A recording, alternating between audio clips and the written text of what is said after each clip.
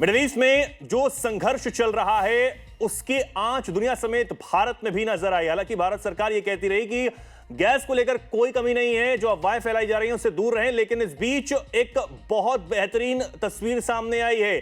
शिवालिक जहाज Hormuz strait से होते हुए भारत के बंदरगाह पर पहुंचा है और ये एक बड़ी खबर भी है क्योंकि एलपीजी कैरियर ये जहाज है शिवालिक कतर से गैस लेकर भारत पहुंच गया है। शाम 5 बजे भारत पहुंचा और गुजरात के मुंद्रा पोर्ट पर यह करीब 46,000 मैट्रिक टन एलपीजी लेकर पहुंचा है, जो लगभग 32.4 लाख घरेलू गैस सिलेंडरों के बराबर बताई जा रही है। यह जहाज 14 मार्च को हॉर्मुज स्ट्रेट पार कर भारत की ओर रवाना हुआ था। मिडिल ईस्ट में जारी संघर्ष के बीच ये भारत पहुंचने वाला पहला एलपीजी जहाज है। लेकिन अब कहीं ना कहीं जो लोग हैं उनको कहीं ना कहीं जो है वो दिक्कत का सामना नहीं करना पड़ेगा, ये उम्मीद कहीं ना कहीं लगाई जा रही है। हमारे साथ बेहद खास मेहमान चर्चा के लिए हम इजराइल और अमेरिका ईरान में जो संघर्ष चल रहा है उस पर भी बात करेंगे। मिडिल ईस्ट में जो तनाव बना हुआ है, भारत पर क्या असर, तमाम चीजों पर बात करने वाले हैं। तो पूरे आप इस सेशन में बने रहिएगा। हमारे साथ विदेश मामलों के जानकार हैं सुशील सिंघल साहब, पूर्व राजनयिक भी हैं, जुड़े हुए हमारे साथ। आपने समय दिया, बहुत बहुत धन्यवाद सर हमारे साथ जुड़ने के लिए।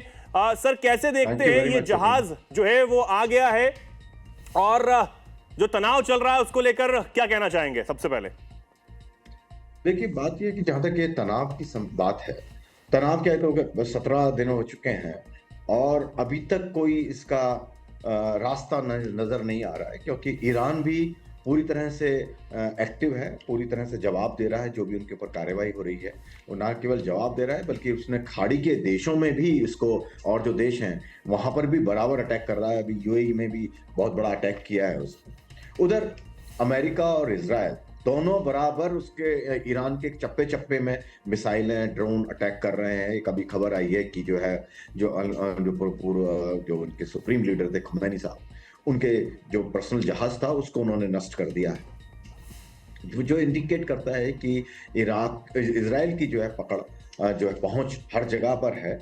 और जो एयर डिफेंस सिस्टम है ईरान के, या तो काम नहीं कर रहे हैं या उनको जो है उनको नाकाम बना दिया गया है या अटैक्स के द्वारा। तो जहां तक ये अभी जो बात आपने अभी अपनी रिपोर्ट में बताया कि एक पीएनजी का जो गैस का जो जहाज पहुंचा है भारत, वो मेरे ख्याल से एक वो सिंबॉलिक है।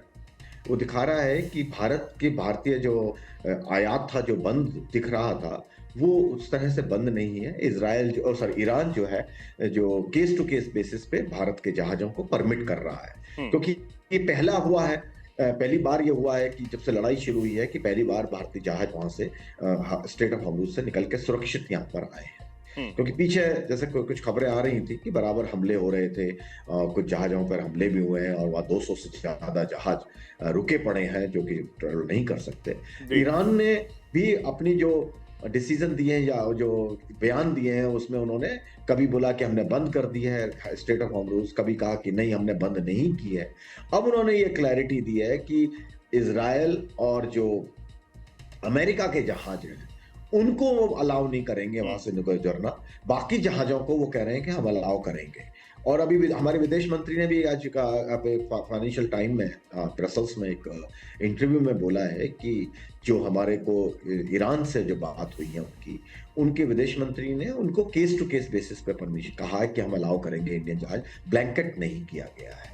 लेकिन ये दिखा रहा है कि ईरान जो है अब फ्लेक्सिबिलिटी दिखा रहा है, वो पूरी तरह से स्ट्रेट ऑफ हॉर्मुज को बंद नहीं कर रहा है, जो कि एक पॉजिटिव न्यूज है। और मेरे ख्याल से उसका असर इंटरनेशनल जो ऑयल मार्केट एकदम 103-104 डॉलर पहुंच गया था पर बैरल, उस पर भी थोड़ा अंतर आएगा, क्योंकि अब थोड़ी हिम्मत करनी पड़ेगी शिपिंग कंपनीज को भी कि जो है वो वहां से पास करें, क्योंकि अभी तक जो जितने भी बड़ी मेजर जो लाइन्स है, शिपिंग लाइंस है, उन सब ने मना कर दिया है। शिपिंग जो इंश्योरेंस कंपनी है उन्होंने मना किया हुआ है। लेकिन जिस तरह से भारतीय जहाज वहां से निकले हैं, इवन चीन के सुनने में आया कि चीन के लिए जो जहाज जा रहे थे वो भी गए हैं वहां से। नहीं बिल्कुल, और ये बिल्कुल सर बहुत बड़ी बात हो जाती है, क्योंकि ये पहला जहाज है और इसके बाद 2 और जहाज जो हैं वो भी जल्द भारत पहुंचने वाले हैं। हालांकि भारत की डिप्लोमेसी को लेकर भी इसमें काफी बात मानी जा रही है, क्योंकि भारत में जो ईरानी राजदूत हैं उन्होंने भी कहा कि भारत हमारा दोस्त है, और उसके बाद ही ये खबर सामने आई थी कि स्ट्रेट ऑफ हॉर्मुज से जो भारत के जहाज हैं